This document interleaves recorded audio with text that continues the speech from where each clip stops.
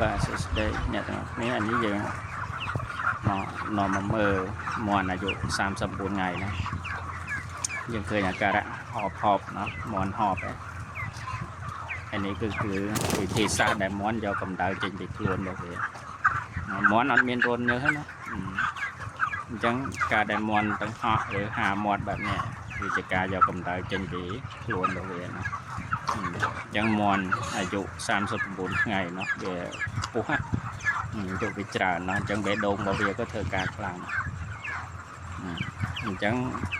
យើងឃើញដែរមន់ទាំងហក់យើងកំភៃណាអានេះជា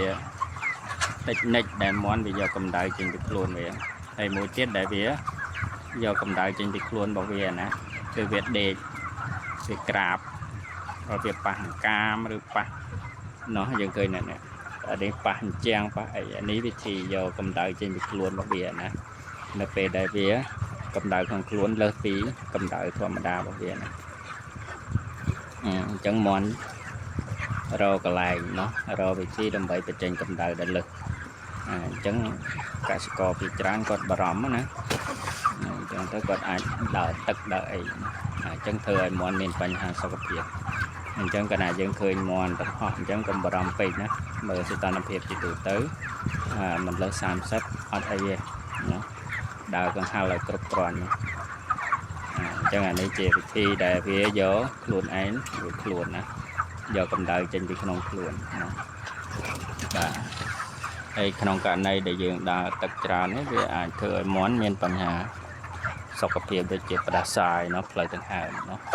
អញ្ចឹងសំខាន់ផុតគឺរឿងកង្ហាល់បាទដើរគ្រប់គ្រាន់បាទណោះមន់វារកវិធីនៃការយកកម្ដៅចេញពីខ្លួនរបស់វាបានណានេះផឹកទឹកផឹកអីចឹងណាបាទឬហាមាត់ដើម្បីយកកម្ដៅចេញណាអញ្ចឹងគាត់ភ័យគាត់បារម្ភគាត់ដើរទឹករហូតដល់ធ្វើឲ្យមន់មានបញ្ហាសុខភាពអញ្ចឹងណែនាំត្រូវប្រយ័ត្នរឿង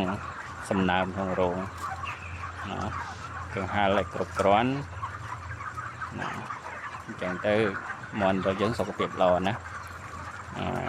ហើយវាលូតលាស់ធំធាត់បានល្អស៊ីចំណីផឹកទឹកបានល្អហ្នឹងហើយ